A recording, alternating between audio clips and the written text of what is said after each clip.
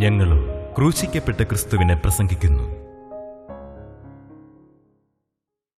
ദൈവ തിരുനാമത്തിന് മഹത്വം ഉണ്ടാകട്ടെ. ദൈവത്തോടുകൂടെ നടക്കുക എന്നുള്ളത് എന്ത് എന്നതിനെക്കുറിച്ച് നാം ചിന്തിച്ചു വരികയായിരുന്നു. ദൈവത്തോടുകൂടെ നടക്കുക. ഹാനോക്ക് ദൈവത്തോടുകൂടെ നടന്നു, നോഹ ദൈവത്തോടുകൂടെ നടന്നു. ദൈവത്തോട് നടക്കുന്നത് എങ്ങനെ? ഈ ഭൂമിയിലെ നമ്മുടെ ഭൗതിക ജീവിതകാലത്ത് നമുക്കെല്ലാവർക്കും ദൈവത്തോടുകൂടെ നടക്കാം. എപ്പോഴും നാം പ്രാർത്ഥനകൾ ഉരുവിട്ടുകൊണ്ട് നടക്കണമെന്നല്ല അതിൻ്റെ അർത്ഥം. എപ്പോഴും നമ്മുടെ കയ്യിൽ വേദപുസ്തകം ഉണ്ടായിരിക്കണമെന്നുമല്ല അതിൻ്റെ അർത്ഥം. നാം കൂടെ വേദപുസ്തകം വായിച്ചുകൊണ്ട് നടക്കണമെന്നുമല്ല അതിൻ്റെ അർത്ഥം. ദൈവത്തോട് നടക്കുക എന്ന് പറഞ്ഞാൽ അത് ദൈവത്തിൻ്റെ സ്വഭാവത്തിൽ അലിഞ്ഞു ചേർന്ന് ഏകാഗ്രതയിലും നിർമ്മലതയിലും നടക്കുക എന്നാണ്.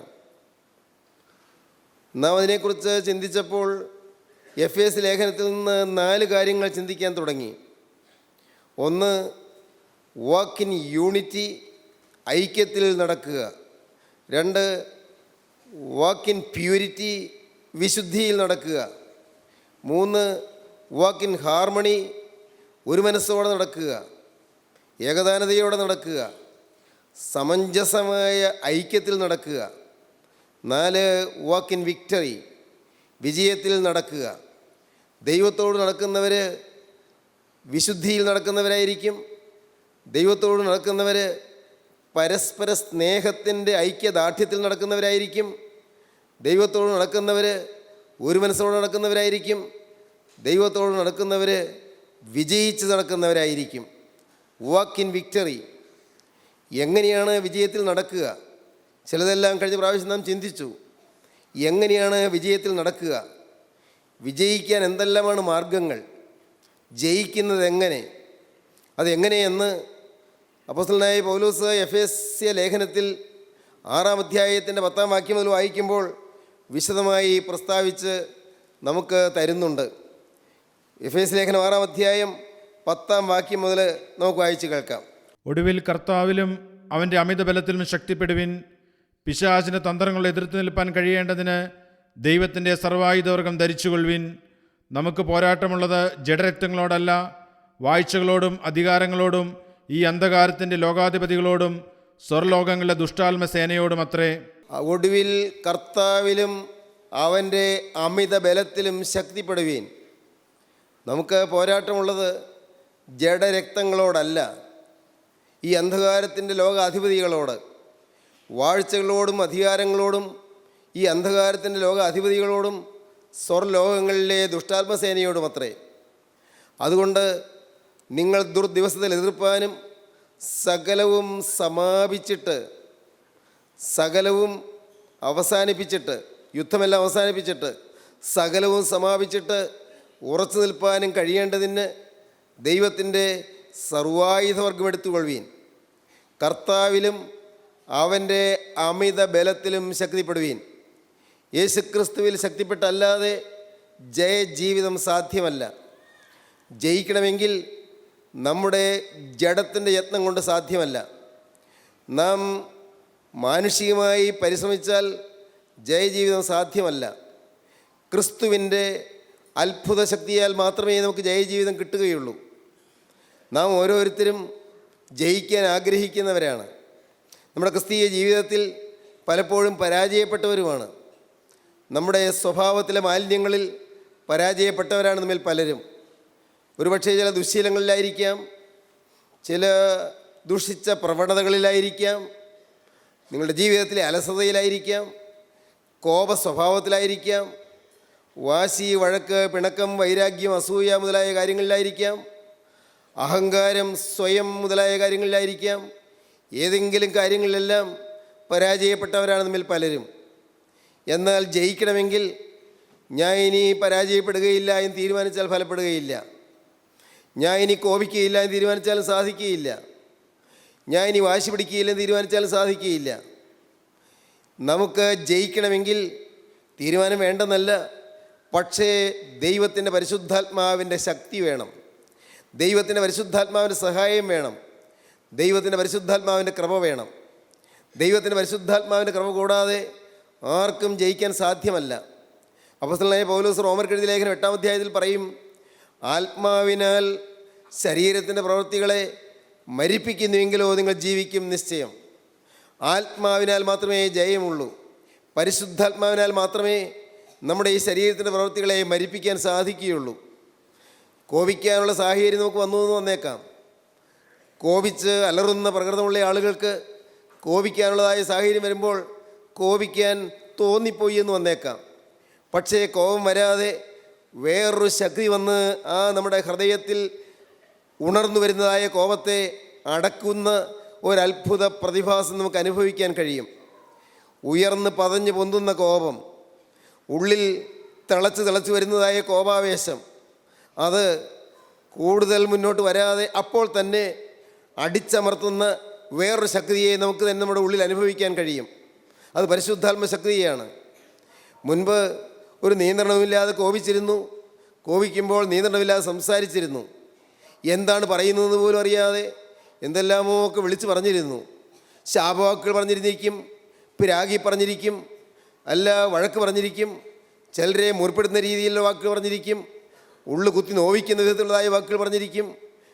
ഒരുപക്ഷെ ഏതെങ്കിലും പ്രവൃത്തികൾ പോലും കോപിച്ച് ചെയ്തിരിക്കും. എന്നാൽ ഇപ്പോൾ കോപം വരാൻ തുടങ്ങുമ്പോൾ തന്നെ വേറെ ഏതോ ഒരു ശക്തി വന്ന് കോപത്തെ താഴ്ത്തി അമർത്തുന്നത് നമ്മുടെ ഹൃദയത്തിൽ നമുക്ക് അനുഭവിക്കാൻ സാധിക്കും. അവിടെ നമുക്ക് പ്രകടമായിട്ടുള്ള യത്നം വേണ്ടി വരുന്നില്ല. നമ്മുടെ യത്നം കൊണ്ടൊട്ട് സാധ്യവുമല്ല. പരിശുദ്ധാത്മാവിന് നൽവരം നമുക്ക് സാധിപ്പിച്ചു തരികയാണ്. ആത്മാവിനാൽ ശരീരത്തിൻ്റെ പ്രവൃത്തികളെ മരിപ്പിക്കുന്നുവെങ്കിലോ നിങ്ങൾ ജീവിക്കും നിശ്ചയം. ആത്മാവിനാലാണ് സാധിക്കുന്നത്. അതിന് ഞാനെന്ന് പറയുന്ന മനുഷ്യൻ എന്താണ് ചെയ്യേണ്ടത്? എൻ്റെ ജീവിതത്തിൽ ദൈവത്തിൻ്റെ പരിശുദ്ധാത്മാവ് വന്ന് എന്നെ ജയിപ്പിക്കണമെങ്കിൽ ഞാൻ എന്താണ് ചെയ്യേണ്ടത്? ഞാൻ ചെയ്യേണ്ടത്, എനിക്ക് പോരാട്ടമുള്ളത് ഒരു ഭീകര ശക്തിയോടാണ് എന്ന് ഞാൻ അറിയണം. നമ്മുടെ ജീവിതത്തിൽ നാം യുദ്ധം ചെയ്യണം. നാം യുദ്ധം ചെയ്യേണ്ടത് ആരോടാണ്? അതൊരു ഭയാനകമായ ശക്തിയോടാണ്. അത് ഭീകരനായ പൈശാചികനോടാണ്, സാത്താനോടാണ് യുദ്ധം ചെയ്യുന്നത്. സാത്താൻ, അവനെക്കുറിച്ച് പറയുകയാണ്, അവൻ ഭയങ്കരനാണ്, അവന് വാഴ്ചകളുണ്ട്, അധികാരങ്ങളുണ്ട്, അവന് പ്രിൻസിപ്പാലിറ്റീസ് ആൻഡ് പവേഴ്സ്, വാഴ്ചകളും അധികാരങ്ങളുമുണ്ട്. നമുക്ക് പോരാട്ടമുള്ളത് ജഡരക്തങ്ങളോടല്ല, മനുഷ്യരോടല്ല നാം യുദ്ധം ചെയ്യുന്നത്. വീട്ടിൽ അമ്മായിയമ്മയും മരുമോളും തമ്മിൽ ഇഷ്ടക്കുറവ് വരികയാണ്. അവർ തമ്മിലുള്ളതായ ഇഷ്ടക്കുറവിൽ മരുമോൾക്ക് അമ്മായിയമ്മയോട് പ്രയാസം തോന്നുന്നു, നീരസം തോന്നുന്നു, അമ്മായിയമ്മയ്ക്ക് മരുമോളോട് നീരസം തോന്നുന്നു. അത് രണ്ട് വ്യക്തികളെ മാത്രമേ നാം കാണുന്നുള്ളൂ. പക്ഷേ അവിടെ ആ പ്രശ്നമുണ്ടാക്കുന്നതും കോപം ഉണ്ടാക്കുന്നതും വഴക്കുണ്ടാക്കുന്നതും ഒരു പൈശാചിക ശക്തിയാണ്. ദ ഈവിൾ ഫോഴ്സ് എന്ന് പറയുന്ന ഡെവിളാണ് അവിടെ പ്രശ്നം ഉണ്ടാക്കുന്നത്. സാത്താനാണ് പ്രശ്നം ഉണ്ടാക്കുന്നത്. ദുഷ്ടനായ പിശാചാണ് പ്രശ്നം ഉണ്ടാക്കുന്നത്. അവിടെ മനുഷ്യരെ കാണണ്ട, മനുഷ്യരെ കേവലം മനുഷ്യർ മാത്രം. എന്നാൽ മനുഷ്യരുടെ പിന്നിൽ നിൽക്കുന്ന, മനുഷ്യനെ കൊണ്ട് ഓരോന്ന് ചെയ്യിക്കുന്ന, മനുഷ്യനെ കൊണ്ട് ഓരോന്ന് പറയിപ്പിക്കുന്ന, മനുഷ്യൻ്റെ ഹൃദയത്തിൽ അരുതായികൾ ഉളവാക്കി കൊടുക്കുന്ന ഒരു ഭയങ്കരനായ ഭീകര പിശാചുണ്ട്. ആ പിശാചാണ് മനുഷ്യനിൽ നിന്നുകൊണ്ട് മനുഷ്യനെ തമ്മിൽ കടിപിടി കൂട്ടുന്നത്. അത് ഒരു വീട്ടിൽ മാത്രമല്ല, അത് സ്ഥാപനങ്ങളിലുണ്ട്, അത് നാട്ടിലുണ്ട്, അത് വിവിധ ദേശങ്ങളിലുണ്ട്. മനുഷ്യർ പരസ്പരം കടിപിടി കൂടുന്നത്, പരസ്പരം തർക്കിക്കുന്നത്, നിസ്സാര കാര്യങ്ങൾക്ക് വേണ്ടി പോലും ഇഷ്ടക്കുറവും മുഷിച്ചിലും വൈരാഗ്യവും ഉണ്ടാകുന്നത്, അത് വർദ്ധിച്ച് ഒരുപക്ഷെ കൊലപാതകത്തിൽ ചെന്ന് കലാശിക്കുന്നത്, ചിലപ്പോൾ ആത്മഹത്യയിലേക്ക് നയിക്കുന്നത്, ഇതെല്ലാറ്റിൻ്റെയും പിന്നിൽ ഒരു ഭീകര പിശാചുണ്ട്, ഭയങ്കരനായ പിശാച്. അതിനെക്കുറിച്ചാണ് അപ്പോസ്തലൻ പറയുന്നത്, ഒടുവിൽ കർത്താവിലും അവൻ്റെ അമിത ബലത്തിലും ശക്തിപ്പെടുവീൻ. അപ്പോസ്തലനായ പൗലോസ് ഒടുവിലത്തെ ലേഖനത്തിൽ, തീമോഥെയോസിന് എഴുതിയ 2-ാമത്തെ ലേഖനത്തിൽ പറയും, എൻ്റെ മകനെ ക്രിസ്തുയേശുവിൻ്റെ കൃപയിൽ ശക്തിപ്പെടുക, ക്രിസ്തുയേശുവിൻ്റെ കൃപയിൽ ശക്തിപ്പെടുക. ക്രിസ്തുയേശുവിൻ്റെ നല്ല ഭടനായി നീയും എന്നോടുകൂടെ കഷ്ടം സഹിക്കുക. നല്ല ഭടനായി പോരാടണം, നല്ല വീരപോരാളിയായി പോരാടണം, നല്ല വീരപോരാളിയായി യുദ്ധം ചെയ്യണം. മകനെ, ക്രിസ്തുയേശുവിൻ്റെ നല്ല ഭടനായി നീയും എന്നോടുകൂടെ കഷ്ടം സഹിക്കുക എന്നാണ് അപ്പോസ്തലനായ പൗലോസ് ഒടുവിലത്തെ ലേഖനത്തിൽ തീമോഥെയോസിനെ എഴുതുന്നത്. മകനെ, ക്രിസ്തുയേശുവിൻ്റെ കൃപയിൽ നീ ശക്തിപ്പെടുക. കൃപയിൽ ശക്തിപ്പെടുക എന്ന് പറഞ്ഞാൽ എന്താണ്? ഒടുവിൽ കർത്താവിലും അവൻ്റെ അമിത ബലത്തിലും ശക്തിപ്പെടുവീൻ. അമിത ബലം, അളവറ്റ ബലം, യേശുക്രിസ്തുവിൻ്റെ അളവില്ലാത്ത ബലത്തിൽ ശക്തിപ്പെടുക. നമുക്ക് പോരാട്ടമുള്ളത് ജഡരക്തങ്ങളോടല്ല, മാംസവും രക്തവുമുള്ള മനുഷ്യരോടല്ല നമുക്ക് യുദ്ധമുള്ളത്. ജഡരക്തങ്ങളോടല്ല, മനുഷ്യരോടല്ല നമ്മുടെ യുദ്ധം. നേരെ മറിച്ച് നമ്മുടെ യുദ്ധം ആരോടാണ്? വാഴ്ചകളോടും അധികാരങ്ങളോടും, ഈ അന്ധകാരത്തിൻ്റെ ലോക അധിപതികളോടും. അന്ധകാരത്തിൻ്റെ ലോകം, ഒരു വലിയ ഇരുളിൻ്റെ ലോകമുണ്ട്, അന്ധകാര ശക്തിയുണ്ട്. അന്ധകാരത്തിൻ്റെ ലോക അധിപതികളോടും സ്വർലോകങ്ങളിലെ ദുഷ്ടാത്മസേനയോടും അത്രേ. നമുക്ക് വായിക്കാം 6-ാം അധ്യായം 10-ാം വാക്യം മുതൽ. ഒടുവിൽ കർത്താവിലും അവൻ്റെ അമിത ബലത്തിലും ശക്തിപ്പെടുവിൻ. പിശാചിൻ്റെ തന്ത്രങ്ങൾ എതിർത്ത് നിൽപ്പാൻ കഴിയേണ്ടതിന് ദൈവത്തിൻ്റെ സർവായുധവർഗം ധരിച്ചുകൊള്ളുവിൻ. നമുക്ക് പോരാട്ടമുള്ളത് ജഡരക്തങ്ങളോടല്ല, മനുഷ്യരോടല്ല, വാഴ്ചകളോടും അധികാരങ്ങളോടും,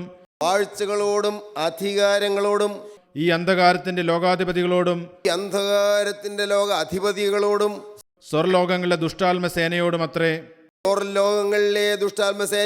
ആയാറിൽ പതിയിരിക്കുന്ന ദുഷ്ടാത്മസേന, ഈ അന്തരീക്ഷത്തിൽ വിഹരിച്ചു കൊണ്ടിരിക്കുന്ന ദുഷ്ടാത്മസേന, പ്രേത ഭൂത പിശാചുക്കളുടെ സൈന്യങ്ങൾ, മനുഷ്യനെ നശിപ്പിക്കുന്ന പൈശാചിക സൈന്യങ്ങൾ, മനുഷ്യനെ തകർത്ത് കളയുവാൻ, അവനെ നിശ്ശേഷം ഈ ഭൂമിയിൽ നിന്ന് മാറ്റിക്കളയുവാൻ, അവനെ നരകത്തിൻ്റെ ഭീകര അന്ധകാരത്തിലേക്ക് നയിക്കുവാൻ, മനുഷ്യനെ പിടിച്ചു കെട്ടിയിടുന്ന, മനുഷ്യനെ കുരുക്കിലാക്കുന്ന പിശാചിൻ്റെ ദുഷ്ടാത്മസേനകളുണ്ട്. അവരോടാണ് നമ്മുടെ യുദ്ധം. പ്രിയപ്പെട്ടവരെ, നമുക്ക് നമ്മുടെ ഈ നഗ്നമായ നേത്രങ്ങൾ കൊണ്ട്, പുറമേയുള്ള കണ്ണുകൾ കൊണ്ട് നോക്കിയാൽ ദുഷ്ടാത്മസേനയെ കാണാൻ സാധിക്കുകയില്ല. ഇവിടെ ഈ അന്തരീക്ഷത്തിൽ ധാരാളം അണുക്കളുണ്ട്, ധാരാളം അണുക്കൾ. ഈ അണുക്കളെ ഒന്നും നമുക്ക് കാണാൻ സാധിക്കുകയില്ല. നാം കൈയൊന്ന് കൂട്ടി അടിച്ചാൽ എത്രയോ അണുക്കളാണ് ചാകുന്നത്, എത്രയോ അണുക്കൾ. അത് സൂക്ഷ്മമായ അണുക്കൾ, വളരെ വളരെ നേരിയ, വളരെ ചെറുതായ അണുക്കൾ, നഗ്ന നേത്രങ്ങൾ കൊണ്ട് കാണാൻ സാധ്യമല്ലാത്ത അണുക്കൾ. അവ ഈ അന്തരീക്ഷത്തിൽ നിലനിൽക്കുന്നു. എന്നതുപോലെ തന്നെ ഈ അന്തരീക്ഷത്തിൽ ദുരാത്മസേനകളുണ്ട്, എണ്ണിയാൽ തീരാത്ത ദുരാത്മസേനകളുണ്ട്. ദുരാത്മസേനകൾ, ദുഷ്ടപിശാചുക്കൾ, അവയെ നാം കാണുന്നില്ല എന്ന് മാത്രമേ ഉള്ളൂ.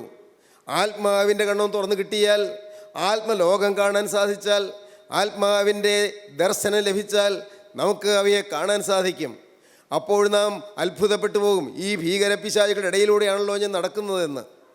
കോപത്തിൻ്റെ ഭീകരാത്മാക്കളുണ്ട്, വഴക്കിൻ്റെ ഭീകരാത്മാക്കളുണ്ട്, വ്യഭിചാരത്തിൻ്റെ ഭീകരാത്മാക്കളുണ്ട്, അശുദ്ധ മോഹങ്ങളുടെ ഭീകരാത്മാക്കളുണ്ട്, അത്യാഗ്രഹത്തിൻ്റെ ഭീകരാത്മാക്കളുണ്ട്, ചില രോഗങ്ങളുടെ ഭീകരാത്മാക്കളുണ്ട്. രോഗത്തിൻ്റെ ആത്മാവ്, ദുസ്വഭാവത്തിൻ്റെ ആത്മാവ്, ദുശ്ശീലങ്ങളുടെ ആത്മാവ്, വൈരാഗ്യത്തിൻ്റെ ആത്മാവ്, പകയുടെ ആത്മാവ്, ആത്മഹത്യക്ക് പ്രേരിപ്പിക്കുന്ന ആത്മാവ്, കൊലപാതകത്തിന് പ്രേരിപ്പിക്കുന്ന ആത്മാവ്, പരസംഗത്തിന് വ്യഭിചാരത്തിന് പ്രേരിപ്പിക്കുന്ന ആത്മാവ്. ഇങ്ങനെ അനേകം ദുരാത്മാക്കൾ ഈ അന്ധകാര ലോകത്തുണ്ട്. ഈ അന്ധകാരത്തിൻ്റെ ലോകാധിപതികൾ, സ്വർലോകങ്ങളിലെ ദുഷ്ടാത്മസേന. സ്വർലോകം എന്ന് പറഞ്ഞാൽ ദൈവത്തിൻ്റെ സ്വർഗമല്ലത്, അത് ഈ ആയാറിൽ പതിയിരിക്കുന്ന ദുഷ്ടാത്മസേനയാണ് ഉദ്ദേശിക്കുന്നത്. ഈ അന്തരീക്ഷത്തിലുള്ളതായ ദുഷ്ടാത്മസേന, അവയോടാണ് നമുക്ക് യുദ്ധമുള്ളത്. അതുകൊണ്ട് ഈ യുദ്ധത്തിൽ നാം ജയിക്കണമെങ്കിൽ ഇത് വേണം. അതാണ് 11-ാം വാക്യത്തിൽ പറയുന്നത്. 11-ാം വാക്യം: പിശാചിന് തന്ത്രങ്ങളെ എതിർത്ത് നിൽപ്പാൻ കഴിയേണ്ടതിന് ദൈവത്തിൻ്റെ സർവായുധവർഗം ധരിച്ചുകൊള്ളുവിൻ. പിശാചിൻ്റെ തന്ത്രങ്ങളോട് എതിർത്ത് നിൽപ്പാൻ കഴിയേണ്ടതിന് ദൈവത്തിൻ്റെ സർവായുധവർഗം ധരിച്ചുകൊള്ളുവിൻ. നമുക്കാർക്കും തനിയെ യുദ്ധം ചെയ്യാൻ സാധിക്കുകയില്ല. ഒരു പടയാളി യുദ്ധരംഗത്ത് യുദ്ധത്തിന് പോകണമെങ്കിൽ അവൻ ആയുധം വേണം. ആയുധം കയ്യിലില്ലാത്തവൻ അടരാടുന്നത് എങ്ങനെയെന്ന് പണ്ട് മഹാകവി ഉള്ളൂർ പറഞ്ഞിട്ടുണ്ട്. ആയുധം കയ്യിലില്ലാത്തവൻ അടരാടുന്നത് എങ്ങനെ? ആയുധം കയ്യിലില്ലെങ്കിൽ യുദ്ധം ചെയ്യാൻ സാധ്യമല്ല. നിരായുധനായി ആയുധധാരിയായ ശത്രുവിനെ എതിർക്കാൻ സാധിക്കുകയില്ല. ആയുധമില്ലാതെ ചെന്നാൽ നാം തോറ്റുപോകും, നാം വെട്ടേറ്റ് വീണുപോകും. ആയുധം ധരിച്ചു വേണം പോകാൻ. ശത്രുവിനോട് യുദ്ധം ചെയ്യുവാൻ ആയുധം ധരിക്കേണ്ടതുണ്ട്. പൈശാചിക സൈന്യം, അവൻ്റെ ഉദ്ദേശം ഒന്നേയുള്ളൂ, നമ്മെ മുടിച്ചു കളയുക എന്നുള്ളതിൻ്റെ ആണ് അവൻ്റെ ഉദ്ദേശം. യോഹന്നാന്റെ സുവിശേഷം 10-ാം അധ്യായം 10-ാം വാക്യം വായിക്കൂ.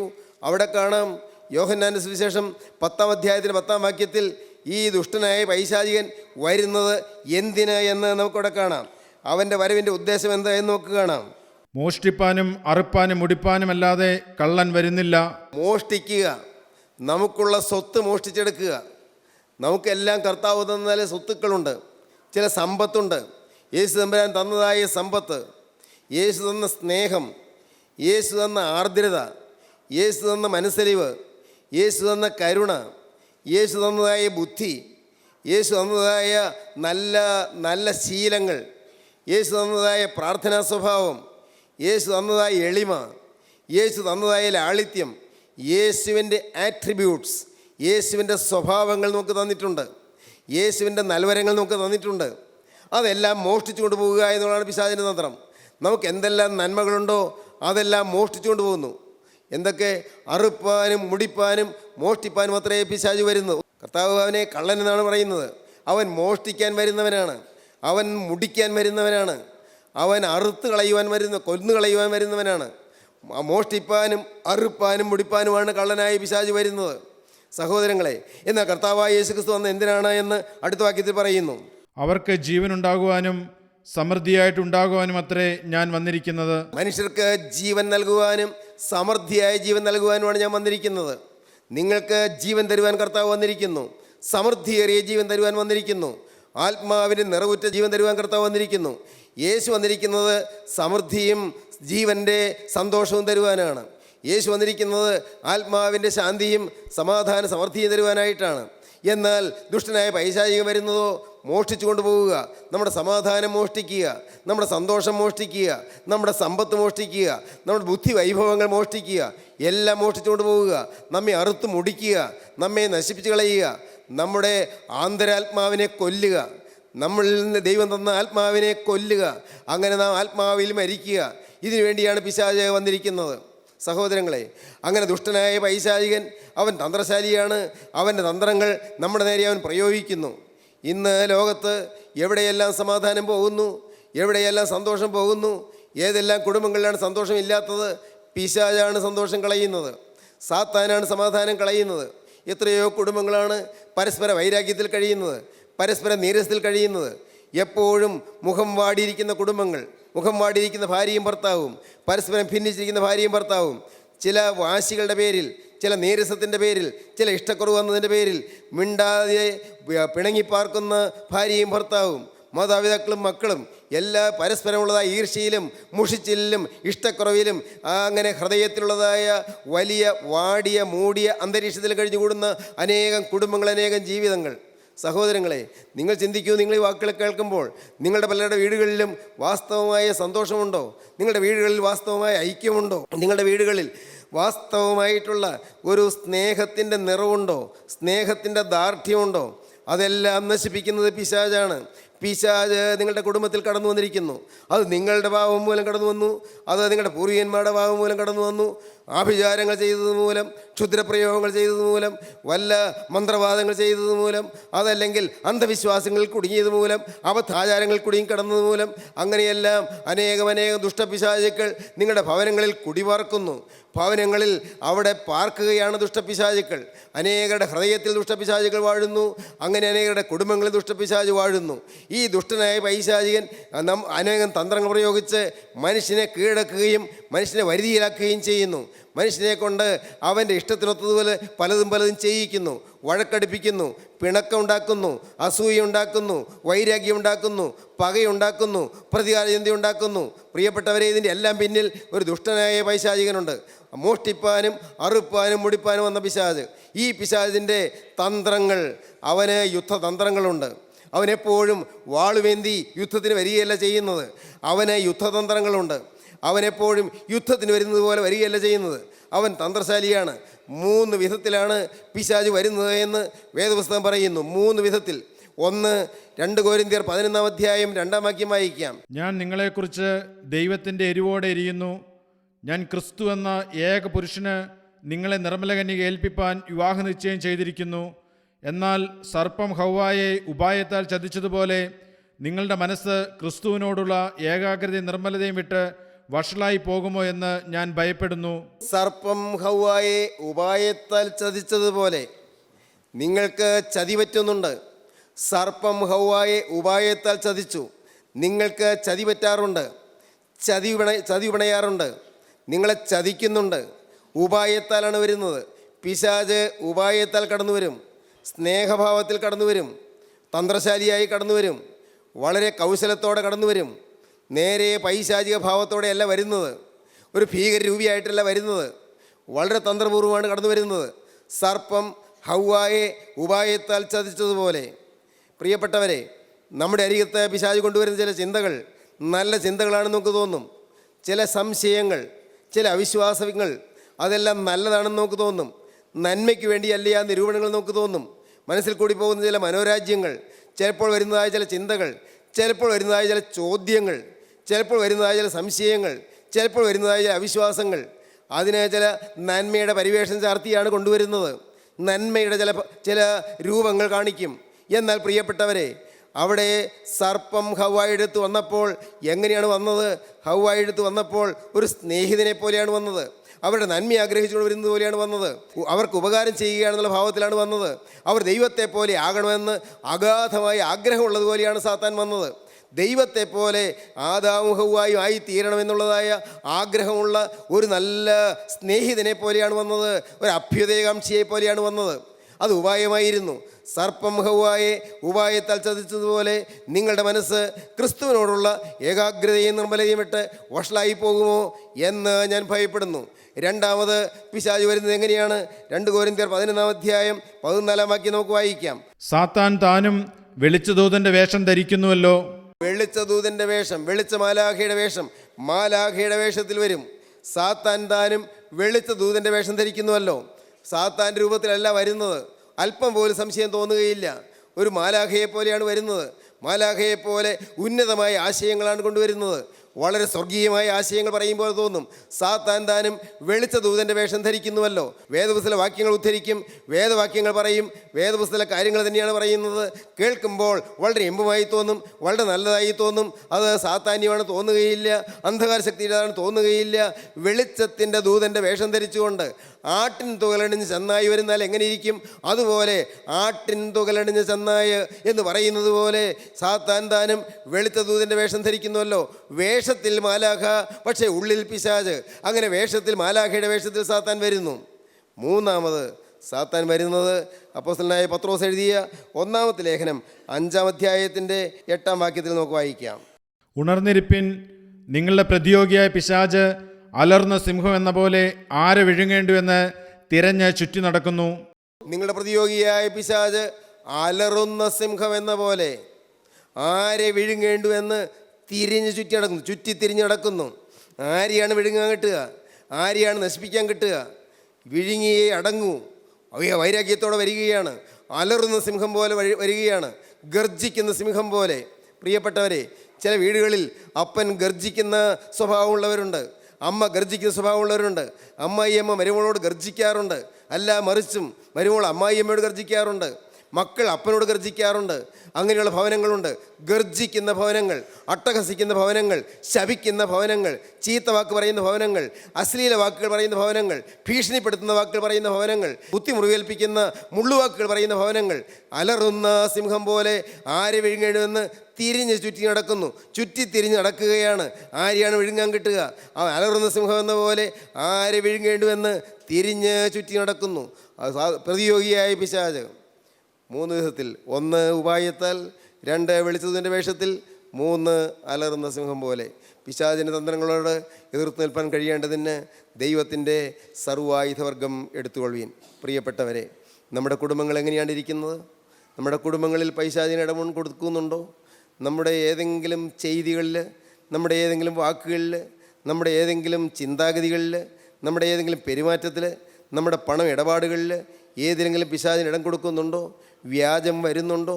ഏതെങ്കിലും കൗശലങ്ങളോ തന്ത്രങ്ങളോ നമുക്ക് വരുന്നുണ്ടോ? ഏതെങ്കിലും ഉപായങ്ങളോ സൂത്രങ്ങളോ നാം പ്രയോഗിക്കുന്നുണ്ടോ? നമ്മുടെ ജീവിതത്തിൽ വ്യാജ വാക്കുകൾ വരുന്നുണ്ടോ? വഞ്ചിക്കുന്ന വാക്കുകൾ വരുന്നുണ്ടോ? ആരെങ്കിലും കെണിയിലാക്കുന്ന വാക്കുകൾ വരുന്നുണ്ടോ? ആരെങ്കിലും ചതിക്കുന്ന വാക്കുകൾ വരുന്നുണ്ടോ? എന്തെങ്കിലും വിധത്തിൽ ആർക്കെങ്കിലും ഉപദ്രവം വരുത്തുന്നതായി നമ്മിൽ എന്തെങ്കിലും വരുന്നുണ്ടോ? നമുക്ക് സ്വയം ശോധന ചെയ്യാമല്ലോ, നമുക്ക് പരിശോധിക്കാമല്ലോ. എന്നാൽ കർത്താവ് പറയുന്നു, പിശാചിന്റെ തന്ത്രങ്ങളോട് എതിർത്ത് നിൽപ്പാൻ കഴിയേണ്ടതിന് ദൈവത്തിൻ്റെ സർവായുധവർഗം ധരിച്ചുകൊള്ളുവീൻ. എൻ്റെ മകനെ, ക്രിസ്തു യേശുവിൻ്റെ കൃപയാൽ നീ ശക്തിപ്പെടുക. ദൈവത്തിന് സ്തോത്രം. പ്രിയപ്പെട്ടവരെ, സാത്താൻ്റെ തല തകർത്ത കർത്താവായ യേശു ക്രിസ്തു ജീവിക്കുന്നു. നിങ്ങൾക്ക് ജയം വേണമെങ്കിൽ യേശുക്രിസ്തുവിൽ നിങ്ങൾ ആശ്രയിക്കൂ. ജയം വേണമെങ്കിൽ യേശുക്രിസ്തുവിൻ്റെ പാദത്തിൽ നിങ്ങളെ തന്നെ സമർപ്പിക്കൂ. ജയ ജീവിതം വേണമെങ്കിൽ യേശു നിങ്ങളെ ജയിപ്പിക്കും. സാത്താൻ താനും മിന്നൽ പോലെ ആകാശത്ത് നിന്ന് വീഴുന്നത് ഞാൻ കണ്ടു എന്ന് കർത്താവ് പറഞ്ഞു. സാത്താൻ മിന്നൽ പോലെ ആകാശത്ത് നിന്ന് വീഴുന്നത് ഞാൻ കണ്ടു. മിന്നൽ പോലെ ആകാശത്ത് നിന്ന് വീണ ശത്രുവിനെ മെതിക്കാൻ കർത്താവ് നമുക്ക് അധികാരം തരികയാണ്. പാമ്പുകളെയും തേളുകളെയും ശത്രുവിൻ്റെ സകല ബലത്തെയും ചവിട്ടുവാൻ ഞാൻ നിങ്ങൾക്ക് അധികാരം തരുന്നു. ഈ യേശു ക്രിസ്തു ക്രൂശിന്മേൽ പാമ്പിൻ്റെ തല ചതച്ചവനാണ്. ഇന്ന് നിങ്ങൾ യേശുവിനെ സ്വീകരിക്കുമെങ്കിൽ, യേശു ക്രിസ്തുവിൻ്റെ തിരുരക്തത്തിൽ ശരണപ്പെട്ടുകൊണ്ട്, കർത്താവേ നിൻ്റെ കുരിശുമരണത്തിൽ ഞാൻ വിശ്വസിക്കുന്നു, നിൻ്റെ തിരുരക്തത്തിൽ ഞാൻ ആശ്രയിക്കുന്നു, എനിക്ക് നീ ജയം തരണമേ നിങ്ങൾ പ്രാർത്ഥിക്കുമെങ്കിൽ ജയജീവിതം നിങ്ങൾക്ക് നയിക്കാം, സമാധാന ജീവിതം നിങ്ങൾക്ക് തുടങ്ങാം, ദൈവത്തെ നിങ്ങൾക്ക് സ്തുതിക്കാം, ജയത്തിൻ്റെ സ്തുതി ഗാനങ്ങൾ നിങ്ങൾക്ക് പൊഴിക്കാം, ദൈവത്തെ നിങ്ങൾക്ക് മഹത്വപ്പെടുത്താം. ദൈവനാമം മഹത്വപ്പെടട്ടെ. നമുക്ക് പ്രാർത്ഥിക്കാം. കരുണയുള്ള കർത്താവേ, ഈ മനോഹരമായ സമയത്തിനായി ഞങ്ങൾ നിന്നെ സ്തുതിക്കുന്നു. അവിടുത്തെ ജീവൻ്റെ തിരുമൊഴികൾക്കായി ഞങ്ങൾ നിന്നെ സ്തുതിക്കുന്നു. ജയജീവിതത്തിന് വേണ്ടി ഞങ്ങളെ ആയുധം ധരിപ്പിക്കുന്നതിനായി ഞങ്ങൾ നിന്നെ സ്തുതിക്കുന്നു. എല്ലാവരെയും വാഴ്ത്തണമേ, എല്ലാവരെയും അനുഗ്രഹിക്കണമേ. യേശുവിൻ നാമത്തിൽ തന്നെ. ആമീൻ.